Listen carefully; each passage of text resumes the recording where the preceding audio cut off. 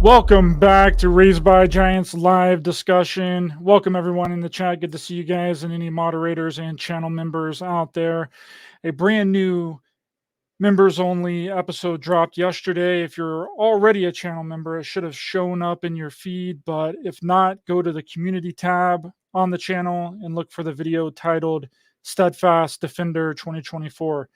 If you're not a Ryder Ranger member, sign up today and get those weekly bonus episodes. The link is in the description. So we have some amazing news to share with everyone here today, and here to share it with everyone is the writer and producer of our hit movie JFK X, Jay Weidner. Welcome back to the show. How's it going, my friend? Oh, it's going really good. How you doing? Doing great. It's snowing here. It's snowing and raining. Same here. It's wonderful. Big snowflakes too, like $50 size snowflakes. Yeah, it's a Washington State kind of snow, very wet, not like a usual Colorado snow. Roads are super slick. So what's the news, Jay? Give us the tea, because this is what I've been saying in every interview we've done together, on every show that we've done together about our film JFKX. We opened our movie JFKX with, why hasn't all of the JFK files been released? And I said it since the beginning, that the reason, it's not because of UFOs or advanced technology, or that the CIA or the mob was involved. I mean, of course they were, but it's because of what we have in our film. So go ahead and let everybody know what you know, Jay. Yeah, well, I heard from a person who's well connected. I don't want to say his name, but pretty much everybody knows who he is, that Trump had seen our film.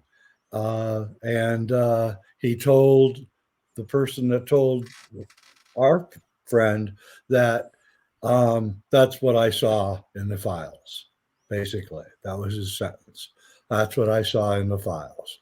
So in the Trump file, in the JFK files that Trump decided not to release, he saw what's in our film. And it makes you wonder if the persecution that he's up against right now isn't somehow related. And because here's the thing, when they raided Mar-a-Lago, they were looking for something specific, something that he had taken specifically, and they didn't find it. And you got to wonder, what was it, right? And it was, and if I was president, I would take, if I had access to the files, and I could take them, and he could, because he has that job as job of president, he could take files home with him. I would take the most important files with me, the ones that the ones that I could release if I ever need to, if I get into legal trouble, say. Right.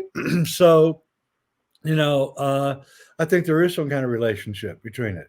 I think that they were looking for something, and I think it had to do with the JFK thing, because right after the Mar-a-Lago raid, Biden came out, with 10 days maybe, and said, no, we're never releasing these files ever. So, there's a time thing between the two events. So I don't know.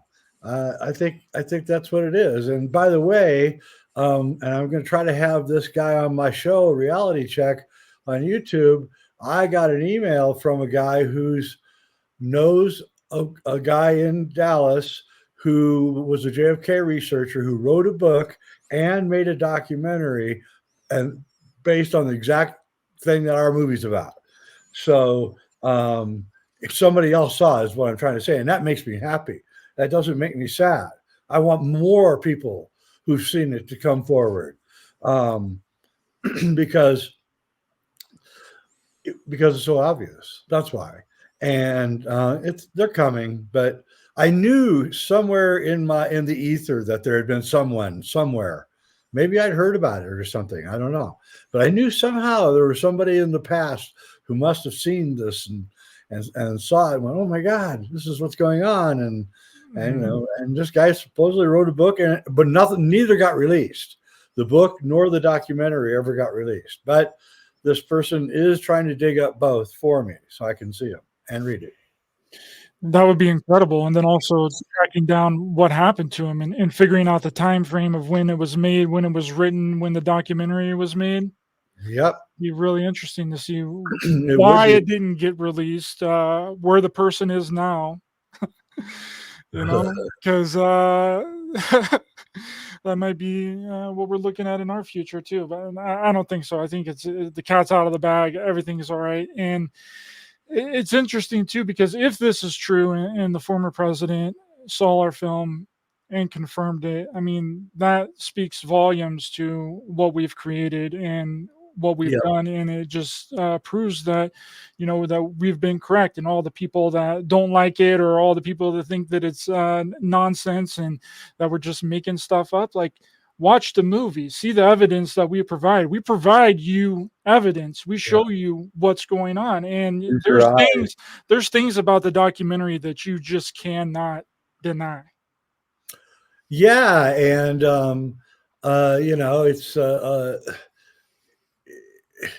it's just the version of the Zapruder film that we show is just so superior to every other one. I was watching clips from JFK by Oliver Stone the other day, and it's much superior to what's in the Oliver Stone film, which is 35 millimeter and a $20 million budget and all of that. Yet our version is much better. And the thing is those crucial 2 seconds between that, right after Kennedy comes out from behind the freeway sign, he does this funny thing, and the hit, those 2 seconds that he's in that car are the longest 2 seconds in cinema history. and Oliver Stone cuts them out. But it's interesting because I was talking to Sean Stone, Oliver's son, about a week ago, and he saw it. And he said, yeah, it could be. It could be. That's what he said. So Sean Stone seen it? Yeah, he saw the film, and he said that it very well could be. He said, you know what? He didn't argue with it. He could have if he wanted to, but he didn't. All I said was, what'd you think? He says, it could be. And he's a filmmaker. Yeah. Right. He's a filmmaker who he was on the set of many of Oliver Stone's films. So he saw how they were being made. And those are the people that are going to actually be the ones that see it and say it with authority. And, I was on Carrie Cassidy's show 3 or 4 weeks ago, and she liked the film a lot. And she said only a filmmaker would see this. And I said, yeah, I think the best people to deconstruct staged events are going to be filmmakers. And, theater directors probably would be pretty good, but filmmakers better because we know all the techniques. But what's important about a filmmaker's opinion of an event is because filmmakers know there's certain things you have to do before you film an event and certain things you have to do after you film an event. And if those things occur in a real life event, then you're like, wait a minute here, right? Like they brought, there's a tragic event at a McDonald's or something, but the police department was already ready before the event happened, right? That kind of thing. So that's the thing. And that's what I think power that a filmmaker will have in viewing these things. And I think that's what happened with me with the moon landings and with JFK. And so, and there's another thing that we've never talked about, and I've actually really just started thinking about it recently. There's another thing that in these staged events that no one ever mentions, and that is the spectacular nature of the event, right? Mm-hmm. It's like things in real life aren't really that spectacular. But in 9/11 and in JFK and the moon landing, it's spectacular. Everything is spectacular. Larger than life. Bigger than life, exactly. And it's just not the way it is. And I always point out, the thing with that no one can deny with the Apollo moon landings, we went there 6 times, and that is this. If you watch, pick a show or a series, let's say Walking Dead. If you watch Walking Dead, the first 5 seasons or whatever, there's clearly an improvement in production values. I mean, it is so obvious. But a decline in storytelling, though. That's a big problem with those long-running shows. But what you do is the crew learns to work together, for after 2 or 3 years of working together, man, they're just like, they're humming along, right? And they know exactly what everybody wants and expects, and everything just gets better and better and better as a technical level. And that's what happened with the moon landings. Everything got technically better. The sets got better. The lighting got better. The every scene got bigger and bigger and bigger. And it was clearly there was a learning curve, and they were learning how to do it. And each moon landing got larger, more theatrical, more larger background landscapes, and more ridiculous stuff done by the astronauts on the moon that didn't seem to mean anything, like rolling around in circles in a Land Rover. It doesn't go anywhere. It's like, what is that all about? And so, that's one of the things that I think they're going to stop with these staged events. I think that JFKX may have a lot to do with that too, by the way. I think they're going to stop. I think they're going to go, you know what? They're getting, when Jay was young, there was maybe 500 filmmakers. Today, there's 50,000, 500,000, something like that. So there's thousands of people that know how to make films now, know all the tricks and gimmicks, and are now watching. And they want to be the ones who see the seam in the curtain. And so when you couple that, the awakening, with the fact that the movie business and the entertainment business and the news business are all going out of business at the same time, it's going to be a bad situation for them, but a really good situation for young filmmakers. Just going to be. If you make good film, you're going to make it, and we proved that with JFKX. So any filmmakers out there, you can make money making films. You just have to do it the right way, and and be bold. This is the thing that I can't emphasize enough. If you're going to make a film, a theatrical film, a documentary, or whatever, be bold. Go for it all the way. If you're making a horror film, do things that scare the living crap out of you. All right. That's what you have to do. And what's his name? Zack Snyder. Yeah. Zack Snyder, he's made a couple good films. All right.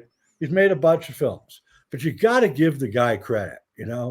He is the most exuberant filmmaker around, and he picks a lot of turkey scripts, but when he wants to turn it on, he can really turn it on. And so I give him A- just because I give him such a high grade just for his exuberance.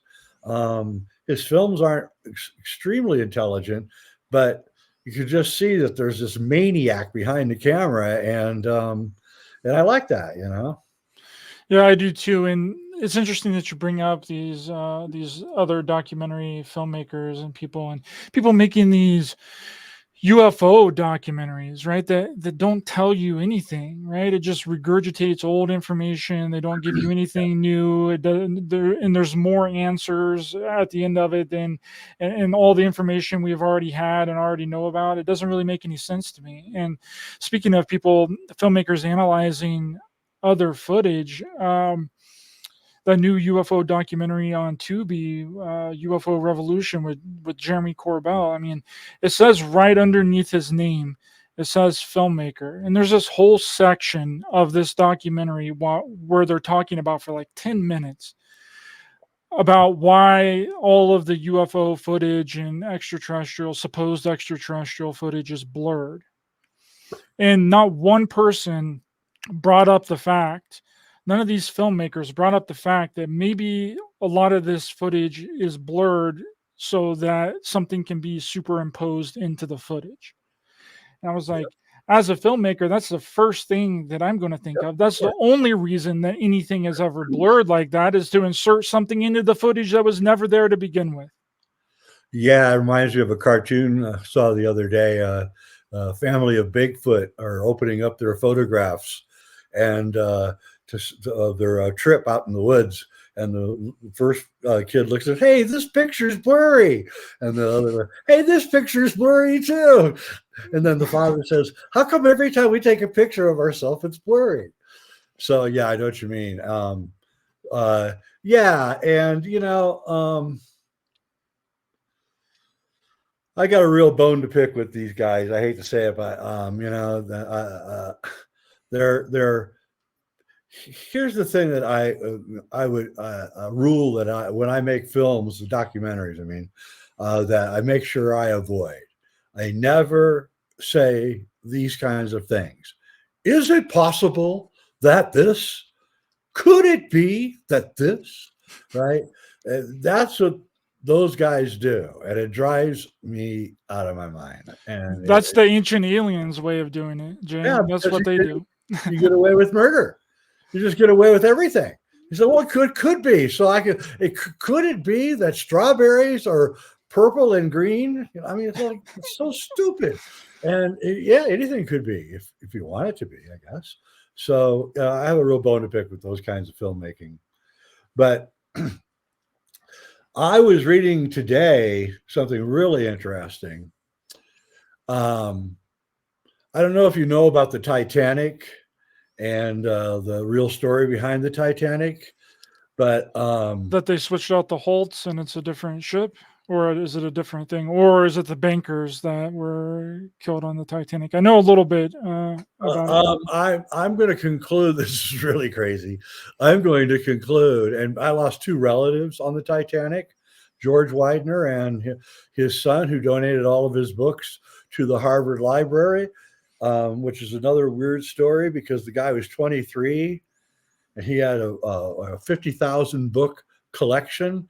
And he told his mom that when I die, give it to Harvard.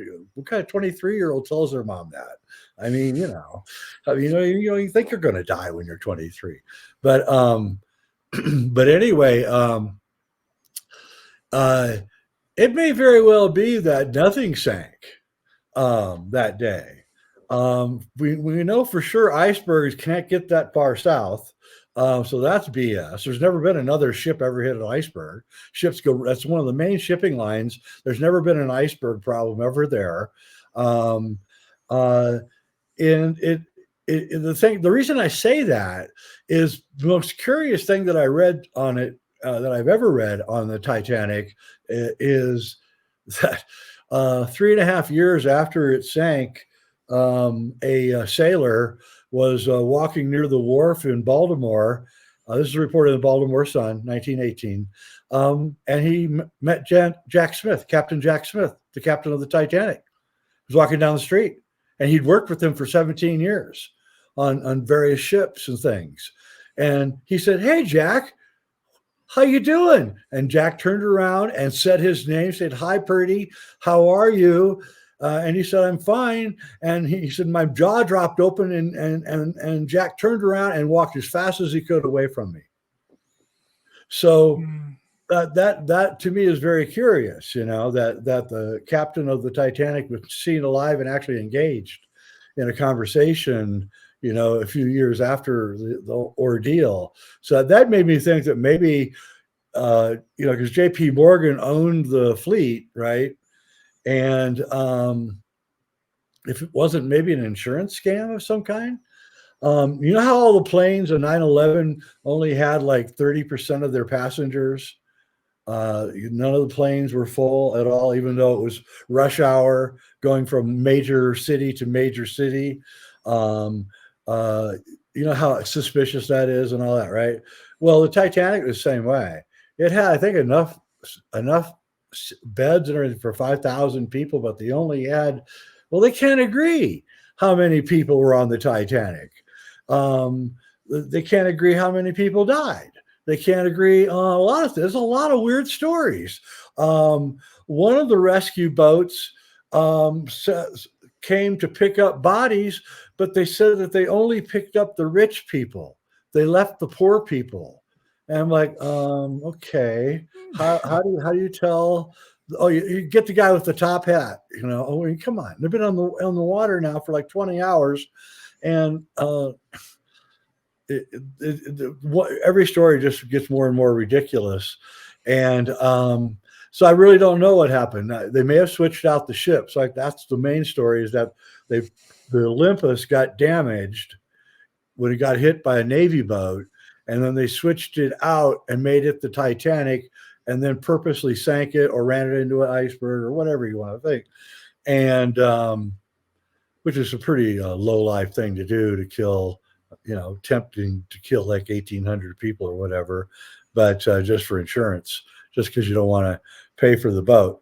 But it was J.P. Morgan, and he was a total shithead.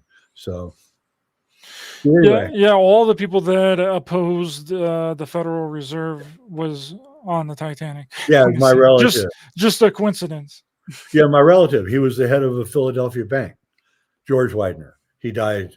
In fact, he had the party for the captain, supposedly, right before the ship hit the iceberg. And a lot of people said that George Weidner had given the captain too much wine, and that may have been a cause for why he was making poor decisions. I say, my relative's innocent. It's the captain's fault. Yeah, that's really interesting. I mean, there would be a log, right? They would have to have a log for all the people that went on to the Titanic at that time, right? Yep, you have to. But all the newspaper accounts at the time give you different numbers. So it's really curious. Not wildly varying numbers, but they're off by hundreds, a couple hundred on each side. So it's just curious as to why there's such, because they have to keep a manifest. So it's like, what the hell? And so it's just a really weird. So the Titanic is the strangest thing of all, and James Cameron made a film to cover up what was going on and to make sure that it was all forever in our minds the way that we think it is, with Leonardo DiCaprio and all of that. But it isn't anything like that. And then, you get other things. Like, I watched the other film about the Titanic called A Night to Remember. Pretty good 1958 black and white film. And based on a book. And as I'm watching the film, I'm like, well, wait a minute. How would you know that these things actually happened? Because the boats had already been loaded off. Everybody left on the boats is going to die. And then you see pictures of the boats that are taken by the rescue ship, and the boats were only 25, 30% full. It's like, wait a minute. You left John Astor, one of the richest guys in the world. He could have gotten on this boat, but he didn't, because he's going to die, because, he's just a valiant guy, who's going to die, and let the women and children go. And so there's like, the whole thing just starts looking more and more fake as I look at it. And the last thing I'll say is that there's a ship that was used in World War II to ferry troops around, and minus one smokestack, and where that smokestack is, there's a raised deck. It looks exactly like the Titanic. Exactly.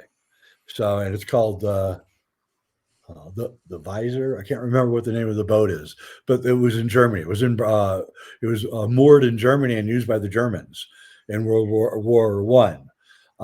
So, it's just more proof that what really this is about. And I wanted to say this in a bunch of shows that people have asked me to be on lately about all this, is what we have to understand is that when the mafia was let back into England, in 1665 by Oliver Cromwell.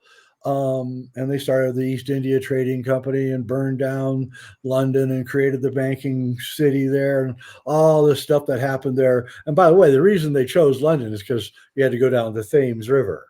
So you could create a gauntlet with cannons and blow anybody out of the water that was coming to steal your money, right? And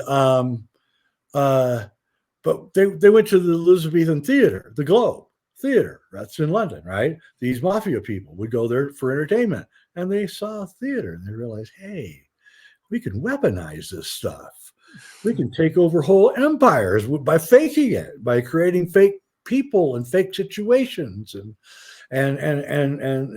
it's all been theater, and it works because nobody's expecting it. You're not expecting it to, what's going on. I mean, it could happen to anybody. It could happen to you walking down the street, right? Somebody could pull a trick on you. You wouldn't know what to do. What's going on?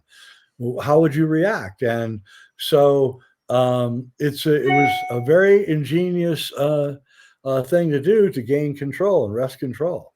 And they use theater, and that's what's still going on today, is they're still using theater. I think that that's been a big part of the degeneration of our society, and the reason that no one wants to help people or do anything for people in public, because they're afraid that they're being pranked, or they're afraid that something is going on from all these viral videos and people doing pranks on people. And I mean, there's all kinds of stuff like that. And I think that that is taking us away from our humanity, because it used to be, I mean, I wasn't born until the 90s, but just the difference between being in the 90s and remembering how things were then, and it was even different in the 80s and the 60s, 70s, and then back into the 60s, right? But it's changed so much just in 24 years since the 90s, that it's really unbelievable. It's like this destabilization, this demoralization of people, and a lot of that has been largely part to the internet and social media. It's disconnected us. But do you remember? I was thinking about this earlier in regards to like TV and movies and stuff, and how they didn't really have to report on anything that had any kind of substance to it. I don't know if you remember this, but back in like the mid 2000s, it may have been on the History Channel, but I think it was also shown on regular mainstream TV, because I remember watching it, where they had this little rover and they were trying to figure out what was inside of the shafts of the Great Pyramid of Giza. Do you remember that? Ganterbrink. Yeah. Ganterbrink. Yeah, and they made this huge series about it, and every episode was building up the suspense. Like, what are they going to find? One episode, the rover got stuck in some dirt in the middle of the shaft and got caught on something or whatever. And then they finally makes it to the end, and it's just a wall. And then they have to take the rover all the way back and then bring it back with a drill, so they could drill a little hole in the side of the wall to put a camera through.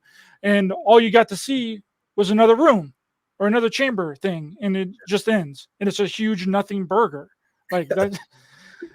That's what it's really all is. And I'm going to try and look something up really quick while you comment on that, because I think that there was another one that involved Geraldo Rivera and the tomb. Yes. Al Capone's tomb. Yes. And then that's why I don't watch TV, because of that. Reality TV or like Ancient Aliens, because they never go anywhere. They never really tell you anything.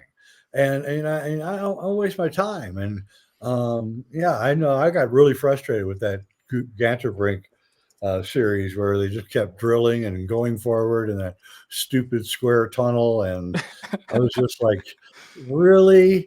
I mean, and it's getting worse and worse. And but that's okay, because we're going to fill the void with our next two films. So here it is. I got it right here. Hold on. Yes, right here.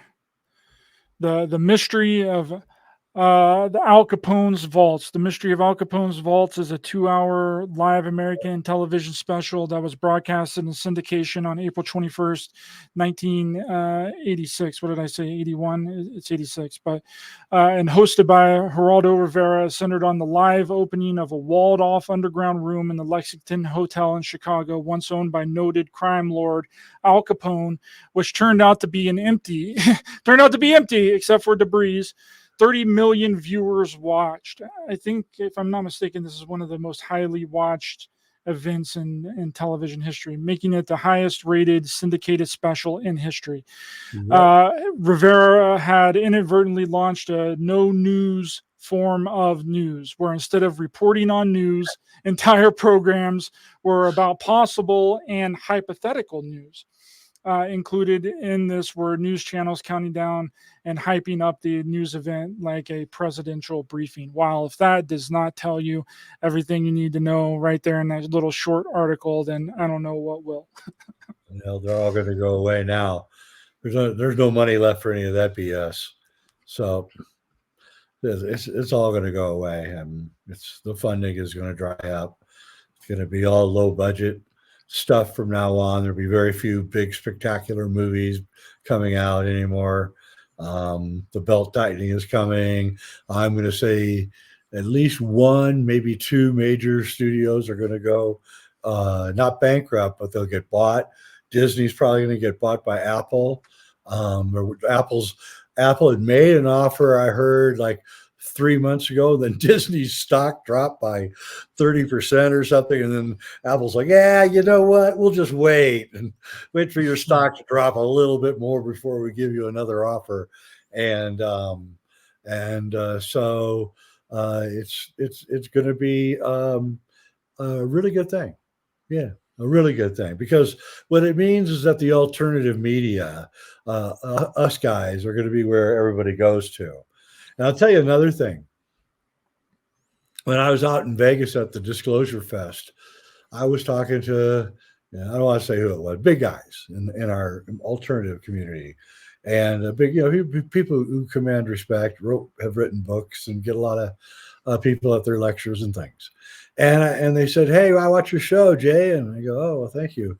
They go, I go, yeah, well, I watch your show too. And we start talking about our various YouTube shows, and we start talking about the fact that I began relating to them that there's this problem that I know from my contacts in Hollywood, that the only thing that Hollywood is looking for right now is woo. That's all they're looking for. They don't want comedy. They'll take horror. They're looking for horror too. So horror and science fiction. They don't want any more superheroes. They don't want any more comedy, because comedies aren't making any money. What they want is woo. They want stuff that's just on the edge, strange, and which is what we do. And I thought to myself, wait a minute. They have done their research. They know what people want to watch. So therefore, why aren't the woo channels like me and you and everybody that I'm talking to at this conference not like wiping it out? Why aren't we getting like if Hollywood is willing to spend millions and millions of dollars on the woo, and we're woo and we're only getting a few thousand views, how can that be? And then the second thing I just want to say is that at that conference, which had about 2,200 people at it, I must have had at least 1,500 people tell me that they watched my show. And I started thinking to myself, wait a minute here. And then Adding up. It's not adding up. And I think that they know that we won't complain.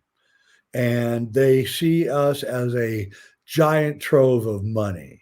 And that because we're independent and small, we can't afford lawyers. Even if we could, what would we find out?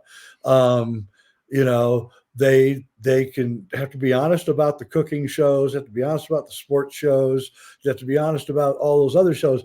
But with the woo, they can take serious advantage of us because we're independent, because we don't have a lot of money, and everybody's coming to watch our stuff. So I'm going to say this to all the woo creators. I think you're getting a lot more people than you think. And and I also take that into consideration for say Rex Bear. So I've watched him. I know Rex pretty well. I've known him for about 5 years now, and I've watched his numbers dropping, and precipitously actually. And I'm thinking to myself, well, how can Rex Bear go from 200,000 people watching one of his videos to 8,000, right? The videos aren't getting any worse. In fact, they're getting better. So that tells me, and I've told him this, by the way, that he is getting that many viewers. They're just taking it all. They're not telling you. Yeah. It's really strange because some of my videos, Jay, are getting the same amount of views that I was getting when I first started my channel, when I had like 1,000 people subscribe to me. Yep. It's weird. And I really don't understand it. And I try and not let it get me down because I know that I'm producing really good content and I know that a lot of people are watching. It's just discouraging when something doesn't let you grow in your natural path. Like, maybe that's the point. Yeah. I think it is. I think it's a demoralization campaign. I think that remember, they're all run by normies. YouTube, Google, these are all normies. These are if you're working in a corporation, you're a normie, believe me, because I wasn't a normie and I worked at a corporation. It was like the most excruciating experience of my life. And everybody hates you and is after you because you're not a normie. And you say things in the meetings that no one else would say, and you're usually right. And you can completely take idea and turn it into another direction. And the guy who thought the idea isn't happy about it, but it's a better. But what you do is you made it better. So highly creative people don't last long in the corporate structure. So the people there are just normies. And so they see woo and it freaks them out. It scares them. It really, really does. In a way that if you're not woo, if you are woo, you don't understand, because it's saying that your view of the world is completely wrong. And my view of the world, my woo view of the world, if it's right, then your entire reality crumbles in front of you. And so then the blinders go on, just like we're experiencing with the conspiracy world right now with JFKX. I'll tell you another thing. When we moved to Vimeo and went international, my email switched from, if I see you in the street, I'm going to beat the hell out of you, to wow, that was the most amazing movie. And so I say, well, where are you from? And again, proving it, my point again that I made a year ago. It's going to be people from outside the United States who were not conditioned to believe all the stuff about the JFK assassination, who are the most most willing to say, yeah, there's something there in that movie. And I'll make this. I made this prediction also. The very first people that are going to watch JFKX are going to be the conspiracy world. So the very first reviews coming in on Amazon are going to be primarily negative, as you're telling, because we're telling the conspiracy world that they're full of crap, right? So, but they're going to die away, and it's happening now. The better reviews are coming in. You can see that it's happening on Vimeo too, and you can just see that there was a curve where everybody, this is the craziest idea. Who was it? Schopenhauer. He said that ideas, first they're scorned, then they're ridiculed, and then they're, oh yeah, everybody knew that, right? And I think that's exactly how it works. I really do. And so I got armored with Kubrick's Odyssey. So I went through that whole experience, and I realized that if I'm going to do something controversial, I'm going to have to take my hits, because that's just the way it is. And so I was ready for this on JFKX, but I felt kind of sorry for you. They're like trashing your ass, and I'm going, God damn, man, that guy doesn't deserve that. What? They didn't even see my face in the movie. Like, I what's know. going They're still going after you. on? Yeah, it is. It is really weird, and I agree with you. I agree with you from the beginning that eventually it was going to be bashed and people were going to crap on it, and then it's going to become an accepted part of just exactly like your Kubrick's Odyssey with the Yep. faking of the moon landing. That's the exact same type of scenario, and now people have accepted what you had in that film. When did you come out with that? 2011, 12 years, 2011. years ago. Yep. Takes a while, but yeah, that's right. But yeah, the thing is, if you present your evidence in the right way, and it's visual, and both films use visual evidence to present the case, and that's why they're movies, because we're using movies to show what we're saying. And so you wouldn't put it in an essay, you wouldn't put it in a book, you'd put it in a movie. And you know, it's got to be driving the powers that be cuckoo. Um, and that's good. I'm glad, you know. I think there's a really big misrepresentation of when people talk about the faking of the moon landing, right?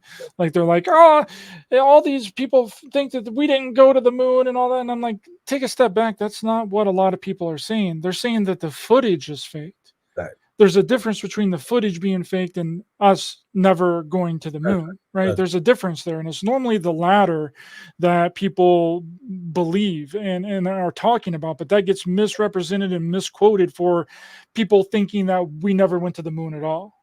right. And flat earthers don't help that out either, by the way. Because they kind of perpetuate that whole use that evidence that I got to perpetuate the flat earth, which irritates me. They're the only people that use my evidence that I get irritated by. And and by the way, I put out a call 15 times now in the last 7 years to debate any flat earther anywhere, anytime. No one will take it up. They all give me phony excuses and they won't take it up. And you know, Yeah, it wasn't David Weiss was supposed to debate you, right? And then he dropped out like last minute or something when yep, you guys were getting yep, ready to go on. yep. We're all getting ready to. I was getting all practiced up and practicing my kicks and my elbow hits, and I was getting all ready for my MMA. Yeah, let's go. And then can't do it. What? You know, and I said, okay. And you know, the thing is that okay, you give me 90 seconds and I'll show you why the earth isn't flat. All right. You're standing in Sacramento and you're looking east. It's half hour before sunrise. Okay. The sun's going to rise in the east. There's no doubt. Or if you're a flat earther, it's going to be advancing towards you from the east. So we both agree that it's coming from the east. We just disagree on what it's doing. I'm round earthers say it's rising, or not rising if the earth is lowering, of course. And the flat earthers say that the sun is moving towards us. But either way. So you're looking east, and east of you, at about 120 miles, are 14,000 foot Sierra Nevada mountains. Okay. So if you're on a round earth, those mountains are over the edge. So when the sun rises or comes at you, whatever you want to say, it rises on the horizon. But if it was a flat earth, then those mountains would be in the way of the sunrise. And so you would see the sun rise above the horizon, eclipsed by the mountains, whether it was coming at you or rising, it doesn't matter. And you would actually, if you looked really close, you would see the ridges of the mountain etched into the sun as it was rising. And you don't see that. So, you know, there's about 15 different ways that you can test these things out. You don't even need any tools or anything. So, the same thing you can do in eastern Colorado. Go to eastern Colorado at sunset. The same thing. Is the sun set? Is it eclipsed by the mountains on the Kansas border of Colorado? Is no. 14,000 foot mountains, and they don't see any evidence of it. So Flat Earth is actually really easy to disprove. That's all I'm saying. And I don't mind the flat Earth people, I don't either. but whenever they start attacking you and making the entire conversation about flat Earth, when the conversation isn't anything to do with flat Earth, it's ridiculous, And like people be like, "Oh, you said Earth one time. You're a globetard." Like, what does that even mean, bro? And this show isn't even about flat Earth, dude. And you're in here with your flat Earth stuff. The other thing is that anyone who's actually studied alchemy knows that one of the main rules of alchemy is that everything is spherical. Everything is spherical. Everything. So yeah, Silent Voice says, "What about a bigger planet, more landmass?" There could be missing land. There could be by the way, there could be a hollow Earth. Sorry, but there could be. There's enough evidence, and since the whole world is built around hyperdimensional, toruses. That's what the atom is. That's what it could be that every planet. Because if you Google image like South Pole Venus, North Pole Mars, whatever, you're always finding something weird there, something strange, and just looks odd, and so I don't know. It would make sense. A lot of sense. There's this great book. I think it's free as a PDF that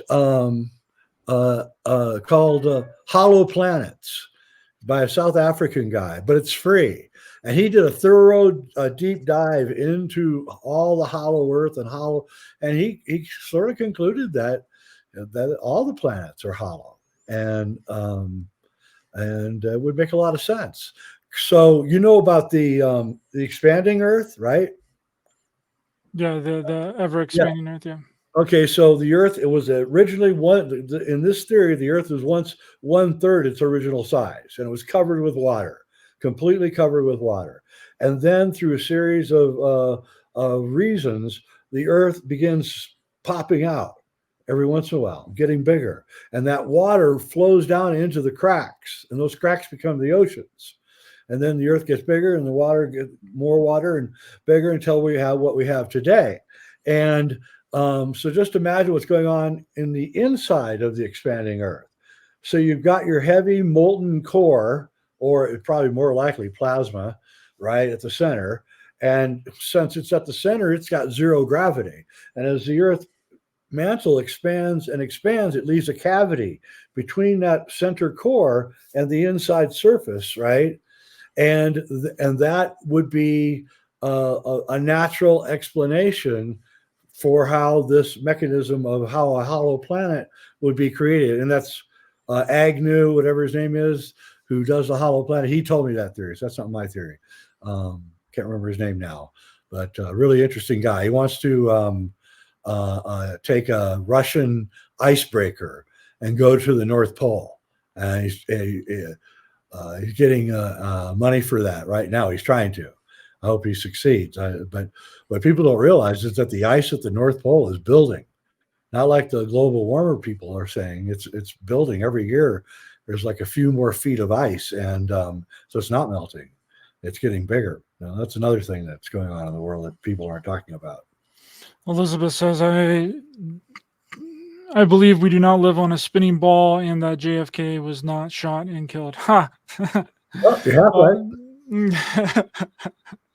Well, I mean, what is it? Because a lot of people bring that up, Jay. They're like, "Oh, well, how can we be spinning at however many miles an hour that people say, and us still have gravity and still be able to work it?" Well, because we're caught in the plasma sheath of the solar system. So the sun is a gigantic ball of plasma, and it creates a sheath which captures all the planets in the sheath, right? So it's a plasma sheet, and it's a sheath, and they're called Birkeland currents in astronomy, and they're like, and so all of the planets are caught in this invisible force field which holds them in place, right? And that's what's going on. And each planet has its own plasma field around it, which is interacting with the larger solar plasma field, which is interacting with the larger galactic plasma field. And we've measured the electromagnetic electromagnetic range of the center of the galaxy recently. It just came out. And so if you have the galaxy, if the center of the galaxy is this big, the electromagnetic sheath is just huge, gigantic. And so outer space is filled with plasma, and it's filled with living beings that are made out of plasma. Famous space shuttle video where they rolled the tether out of the space shuttle. It was electric wire, copper wire that they electrified. No, they did not electrify it. They rolled out about a mile long copper wire. You can get this video on YouTube. And they just let it float off into space, and it started gathering electricity, because that's what space is. It's plasma. It's all electricity. And all of these round orbs flew in and started examining the wire and flying around and everything. And they were alive, and they had intellect, and they were sentient, and they were looking at the wire. I know this guy who was out hunting here in Colorado, night hunting, and which is illegal. And he was looking through the trees, and he saw about the size of a basketball, a bluish purplish light floating through the trees. And he turned around, he looked at it, he went like this, like he made some kind of gesture or noise, and it stopped. It hurt him, and it came over to him and started, and he could see it was like misty morphing inside this ball, like a cloud was in it. And it was static, and his hair stood on end. You could hear zzz, zzz, right? And light beings. And I know this guy in Georgia, he goes out at night, and first thing he does with his guitar, and the first thing he does is he says, "Hey, my friends, I'm out here." And then he starts playing Bach. And he says, and he films it. He has it on film, and he sends me the films. And pretty soon they start coming out of the sky, and they're like dancing to his music, right? And he said they like Bach, so that's what I play. And that's it's so much bigger and more amazing than a flat Earth could ever be. That I don't know why you would want to limit yourself to such a concept when it's so much more interesting. And by the way, on the same subject, and this is really interesting, and I'm going to have Robert Temple on to talk about it. Surrounding the Earth is an invisible torus-shaped cloud called a Kordylewski cloud, named by a Polish astronomer named Kordylewski. And it is plasma. It is 10,000 times the size of the Earth, and it surrounds the entire Earth. All right. And it's all electrified.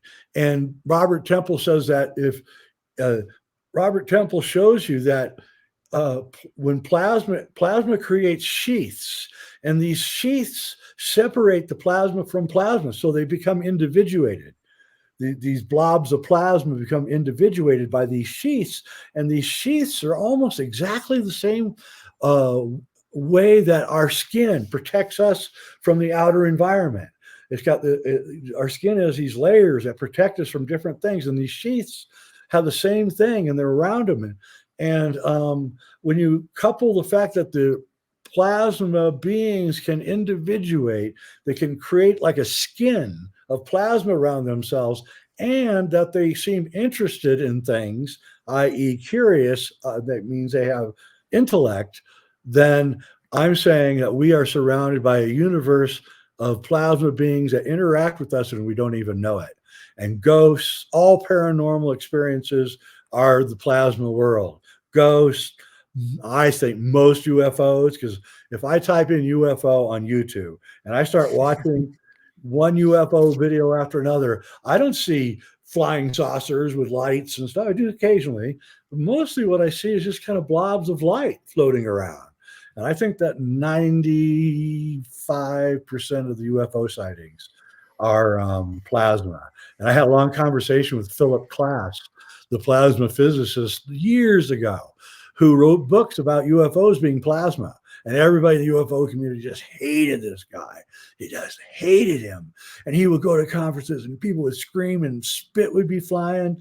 And I got him aside and I said, dude, I think you might have a point.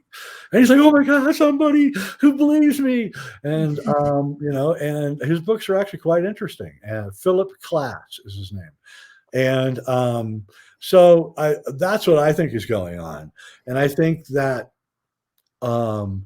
these ancient stories of fairies and gnomes and sprites and all that, these are plasma beings that people see out in the woods. And you can see through them. I've seen them.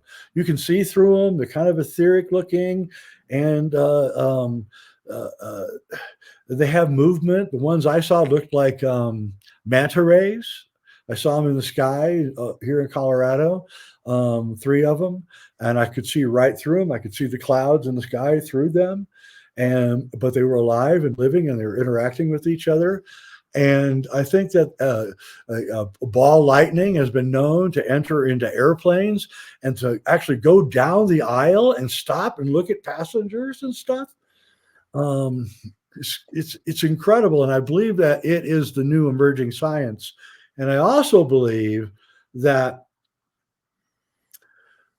the reason that this science is only coming out now is because we're emerging out of the Kali Yuga, and our solar system's getting more energy from the center of the galaxy. And I think we're lighting up as a species. I think we're lighting up and we're beginning to see everything that's going on. And I think that scares the living crap out of the WEF and all those guys, because they know they have to move really fast, because pretty soon everybody's going to be able to see this new emerging paradigm, and they're not going to deny it. So what happens when you have a science that explains the paranormal? What happens when scientists can tell you what a ghost is?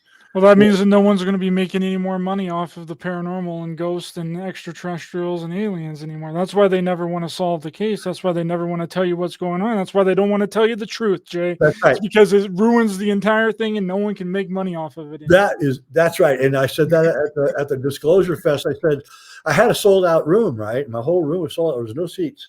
And I said, this is the one thing that they never want to hear at a UFO conference. Mm-hmm. And then I did my lecture, because that's the one thing they don't want to hear. They put, screaming and yelling and everything. But, when you start looking at the Rendlesham incident in England, that looks more like a plasma being of some kind that was interacting with those guys. They touched it and they burned their hands because it's plasma. And that seems more like a military experiment to me. That was at a military base. If something's happening at a military base, something strange, it could more than likely the military. It could be secret space program. But there's a lot of incidences where this, and by the way, this is where the word mystical and mist comes from, because the plasma looks like a mist. It's like I described, it's got this amorphous, cloudy thing going on, and when you see it, it's just very mystical, and that's, I think, where the word comes from. There was this explorer. He was in Antarctica with 8 or 9 guys. I think they were trying to get to the North or South Pole, and they saw this cloud coming at them over the ice, and they said they could hear it as it came. It was like zzz, and they could see little bolts of electricity and stuff in the cloud, and the cloud surrounded them, and they all passed out, or they woke up an hour later. Nobody remembers anything, right? And they said, well, what was that? And he said, I don't know, man. It hit me, and I just passed out. I fell down to the ground. And he says, me too, and me too, me too. They all said it. And then another guy goes, that can't be possible, because look. And they looked, and there was footprints all around them. They've been walking around for the whole hour in the spot. All 5 or 6 guys were all walking around. And so they had almost this weird experience when it hit them, where they thought that they had passed out and they don't remember what was going on. And it sounds just like a lot of these abduction experiences where, a couple will be, in their car, and they'll see this cloud coming at them, and the cloud hits them, and then they think they have this kind of weird and strange experience, So and what then you're they, saying, Jay, is that it was swamp gas. It has been swamp gas this entire time. exactly, it is swamp gas, and that was Class that came up with that. It was Philip Class that came up with it must be swamp gas, right? But it is swamp gas. They're called there's certain kinds of these light beings that are seen around swamps. They're called I can't remember. There's a word for them, but there's a name for them. People have for these things that they see, and they're always around swamps. Yeah, I wasn't for sure if it was that gentleman or if it was J. Allen Hynek that came up with the swamp. No, gas. J. Allen Hynek mimicked Philip Class. Hmm.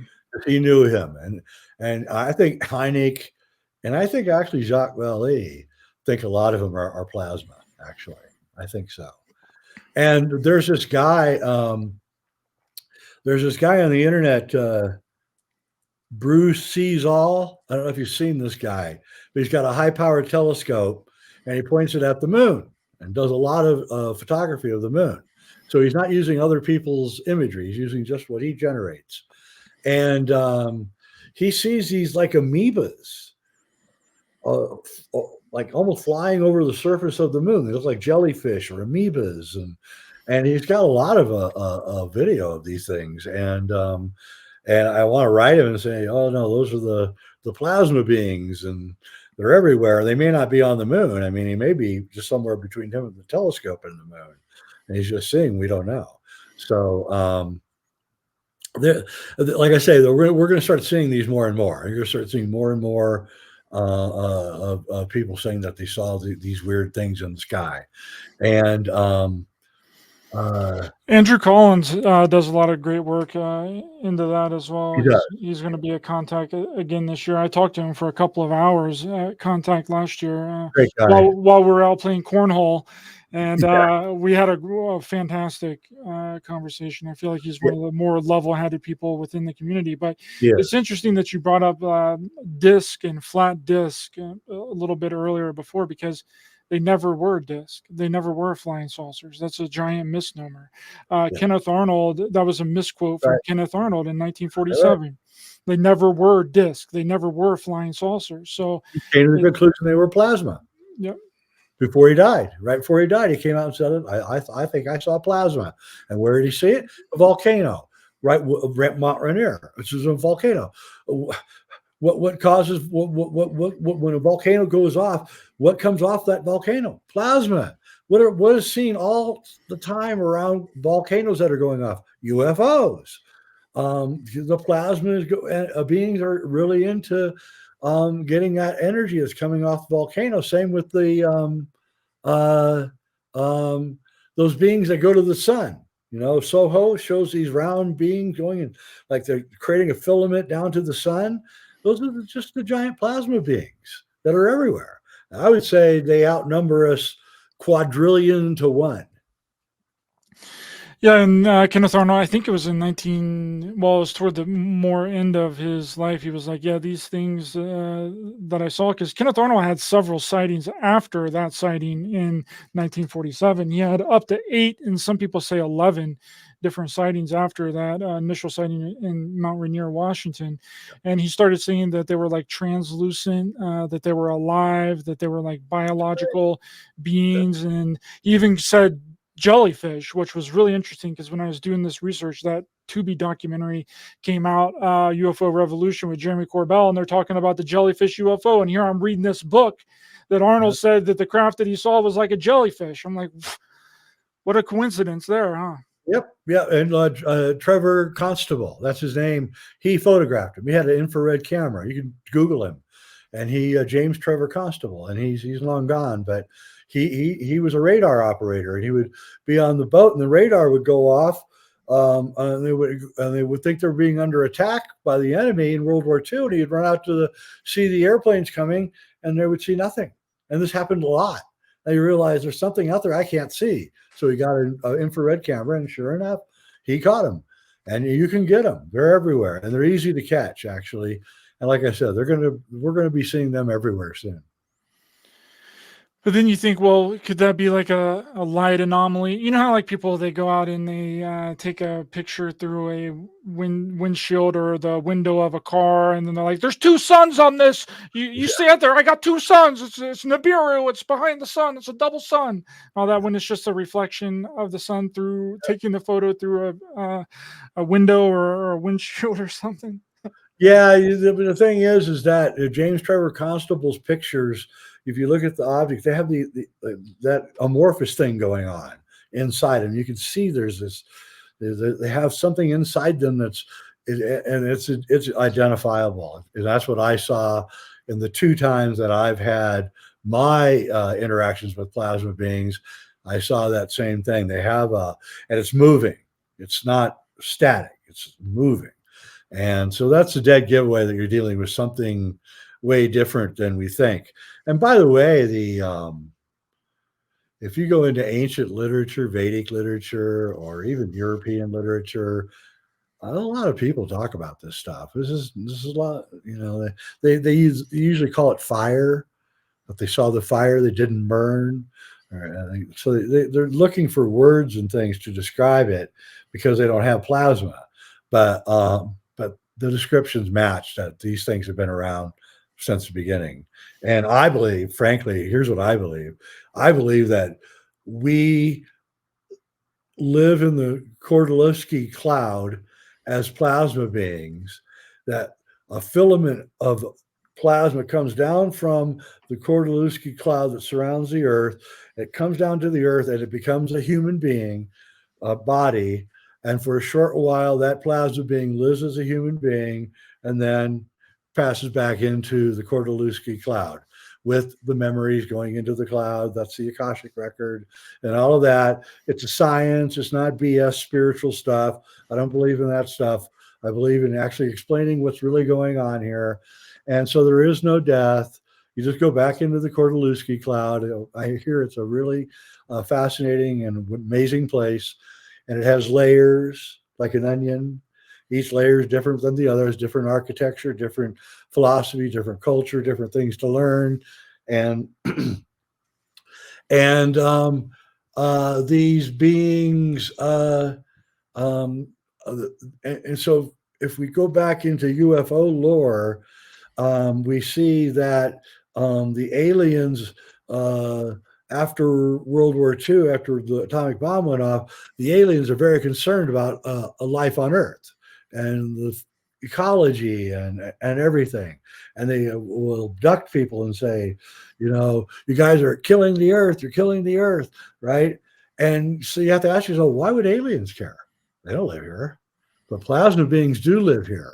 And plasma beings do have an interaction with the Earth if they're in the Kordylewski cloud.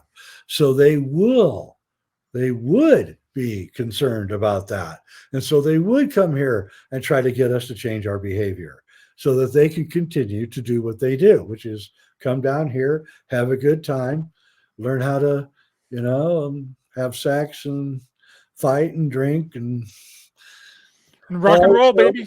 Yeah, it's all the terrible things that we do, and then go back with all the memories, and we learn. And it's a spiritual system. Dark matter doesn't exist. It's plasma around every planet and star that the scientists are finding, but they just can't accept the plasma universe because they rejected the ether universe at the beginning of the 20th century, and they can't ever accept it back, even though the experiments that they performed didn't work.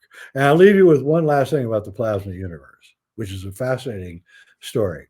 There was a guy in England in like 1880, and what he did was he got a bunch of dirt and he put it in an oven and he baked it really hot, made sure that everything in that dirt was dead, right? Then he took it and he put it in a vacuum. And then he put a little electrode down through the top of this vacuum chamber, sucked all the air out, and he zapped the dead dirt with electricity for 10 seconds. And he pulled it back up. Within 2 days, there was all these organisms crawling all over the dirt. All right.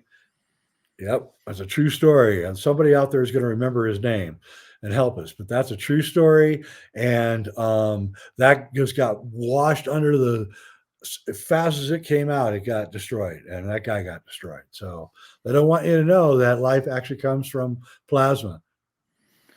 Wow, that's really incredible. And when you're talking about burning bushes being misrepresented as something else, you also got like Moses and the burning bush Yep. as well. Like a lot of fire and a lot of Yep. things like that throughout the Bible. There is, in fact, there's a whole book about all the fire that's in the Bible that doesn't burn anything. You know, because the bush that Moses saw didn't burn. He says it's not burning. I mean, it's burning, but it's not. In alchemy, it's called the fire that doesn't burn. And it said if you must find to succeed in your alchemical experiment, you must find the fire that doesn't burn. So in alchemy, there's four states of matter. There's earth, air, water, and fire. In physics, there's four states of matter: solid, gas, liquid, and plasma. Solid is earth, gas is air, liquid is water, and the fire is plasma. And the plasma is the secret fire, and your philosopher's stone is a device that is gathers up the plasma and concentrates it into a huge amount. Then you just simply flake off some of that stone and ingest it. That's the philosopher's stone.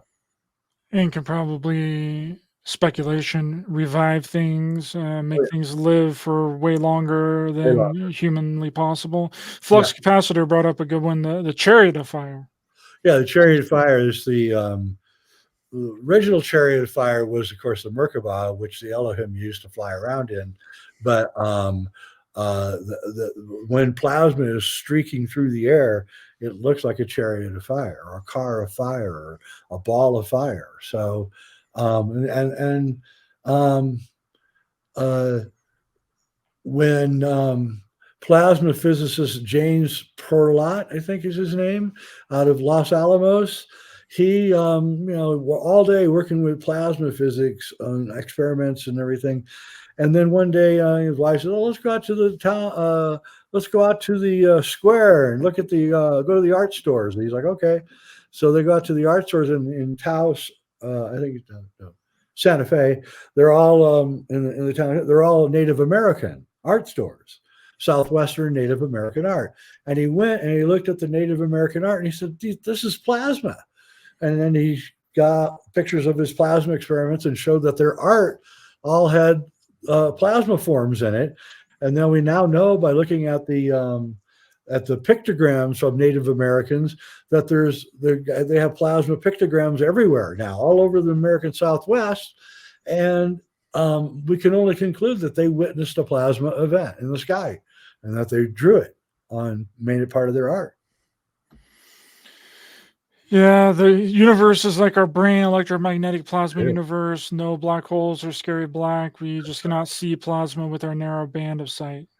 That's right. And if you look at the neurostructure of the brain and you look at Birkeland currents, which are in outer space, they match perfectly. Your brain is a Birkeland current. I think actually the universe might be a giant brain.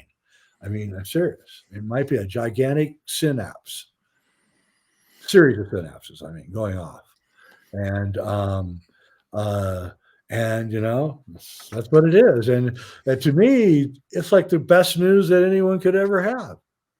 So yeah, but again, it's not going to sell because it explains a lot of things and a lot of the way that things actually work, and they don't want people to know the way things. No, they don't, and they don't push it either. Temple's not getting any push from his publisher. He's not getting any interviews about it, even though he scientifically nails it in his new book, New Science of Heaven. Nobody's paying any attention to him. So he's grateful that I'm having him on. But and I notice the same thing with Joe Farrell's new book is about plasma. I notice he's not getting any traction either. So this is definitely something they don't want us to know about. And what can I say? I don't care. At this Well, I mean, it point, could be the root cause of time travel. I mean, there's so much yeah, stuff that you could do with if you figured out plasma. I saw a video the other day of someone that made like a small plasma field out of copper and like magnets, and it was like this big, and it glue, and it was like blue and purple, and it was like changing colors. I was like, holy crap! oh yeah, they can, and we now know. I mean, the Earth has plasma all around it. We can set up receiving stations right outside your home and get free electricity. Um, uh, uh, you can you could take like a tower, I mean, 20 feet high, and put a rod on it that spins, and put a 100-volt capacitor on one end of the rod and a 30-volt capacitor on the other end of the rod, charge them up, and then spin the rod, and the capacitors will start pushing each other around like magnets, right? Positive pushing positive, right? And until that thing starts spinning. And when it gets really spinning at night, you'll see the blue plasma field. It'll be a perfect circle around it. And you can tap off that for electricity. You could go in there and tap right off that plasma field.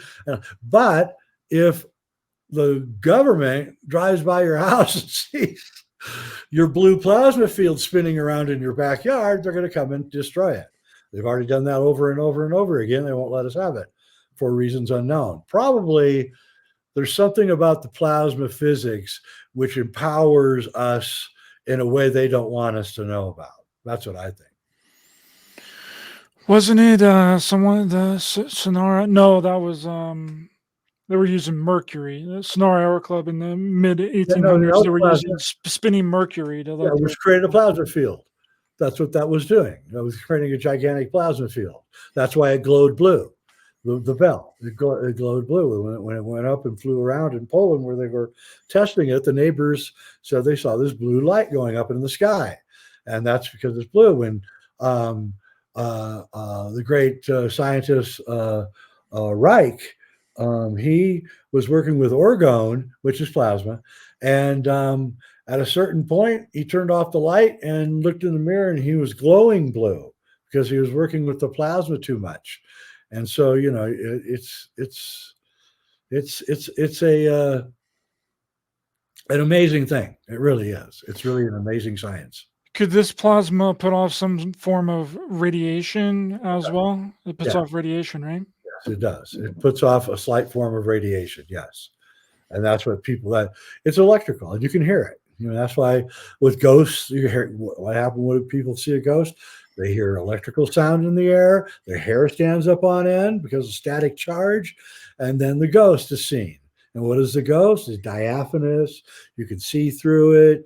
Um, and it's an electrical charge, it's an electrical imprint of a human being that gets left behind. It's called the Ka in Egypt. In Egypt, they believe there were three forms, three bodies with, well, more than three, but three main bodies in the human being: the Ka, the Ba, and the Ku. And the Ka was the the shell that you leave behind when you leave this world. The Ba is the eternal soul that's connected to the divine, and the Ku is the plasma body that leaves you and goes up in the air. And so the Ku is represented by a bird. And so the Ku is the plasma body that leaves you when you die and goes back up into, flies back up into the larger plasma body. You're connected to the plasma body, according to the Hindus, by the thing called the Sushumna. Now, Sushumna is a thin, a millionth width of a human hair filament. They said it's purplish in color, and it attaches you to the larger body. It takes about 6 weeks after you're born for that filament to finish healing the spot where it's at. That's why all babies have that little soft spot in their head. It's clearing up as it hardens up, and that filament goes down your spine, hits a part right here in the center of your back where the center of your nervous system is, and it spreads out through the nervous system, through the entire body, into the brain and the pineal gland. And that is that's how you are connected, and we are all connected to the plasma field. As a gardener, sometimes I'll take like say a tomato hanging from a tomato plant, and I'll put it sideways, and I'll put a can under it. So now so instead of the stem being this way, it's now this way. And sure as heck, that tomato starts losing its life essence. You can see it. If it doesn't have that straight vertical connection to the etheric energies coming down, it loses its essence. And so that's why all plants hang that way. They hang vertically. And that's why we're so powerful as beings, because we're one of the few beings that walks upright. So the vertical energy that comes down is not hit any resistance. Like with the dog, it has to bend and go this way, or a cat. But with us, it's just right through us, right into our nervous system. We're getting almost 100% of that energy coming in. And that's where we get all of our powers, really, our ability to have a high intellect and to intellectualize the world and see the world and make judgments and all the rest. And it's alchemy. That is alchemy, and that's where we're heading back to. We're going to get rid of all the old science, and we're going to go back to a plasma cosmology, which is what the ancients had, which is what the memory of alchemy really is. And if you look at alchemical drawings, you can see they're always putting plasma balls in there and all, in their drawings and everything, and that's what it's about. And it's time now to just get it out. And now that we have some serious researchers like Andrew Collins and Robert Temple really tackling this, I think it's time for all of us to throw the shackles down of the old science and let's put this new one on, because this one actually explains the universe. I agree. And then when I'm thinking of these plasma beings, if that is true, and there's these plasma beings that encompass space and the universe and surround our planet, couldn't these plasma beings come to a individual and surround them in like a plasma field? And if that plasma gives off some form of radiation, would that radiation not alter our mind in our brain and make us see something that might necessarily not actually be there because of the plasma field that's around us? It could be. I mean, we know that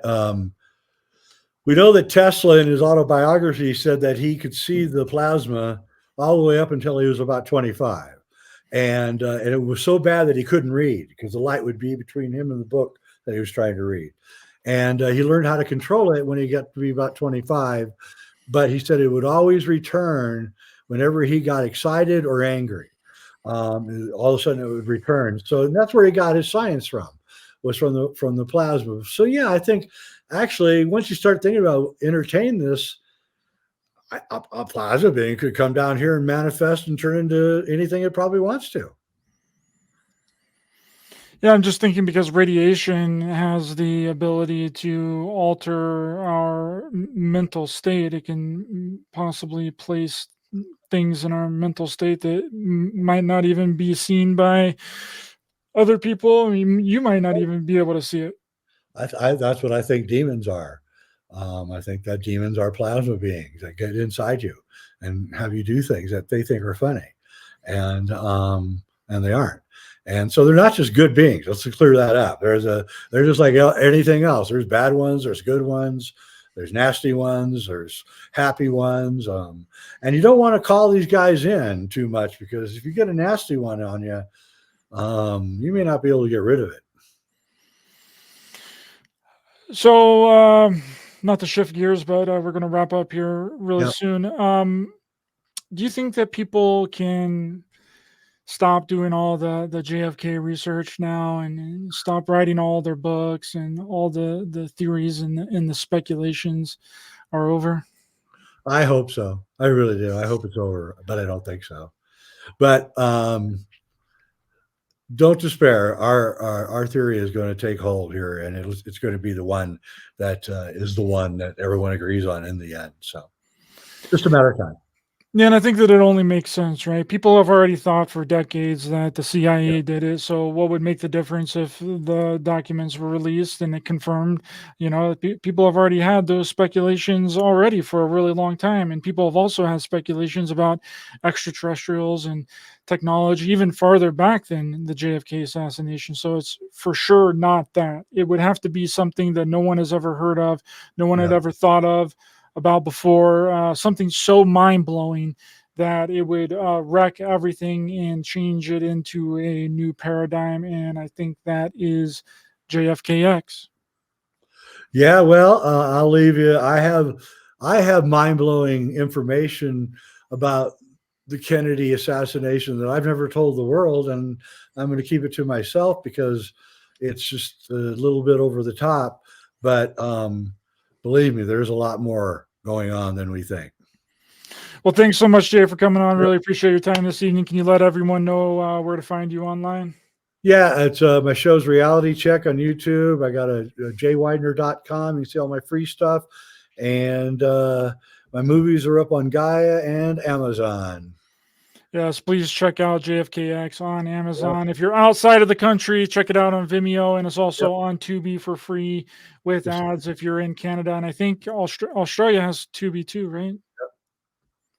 Yep. So check it out on Tubi. And thanks everyone in the chat: Candace, Lee, Loretta, Silent Voice, Sherry, Flux Capacitor, and everyone else here. Thank you so much. Really appreciate your time this evening. And we'll be back next time. Please be sure to hit the thumbs up button to help the channel in the algorithm. Share, subscribe, hit the bell icon as well for notifications. And we'll see you guys next time.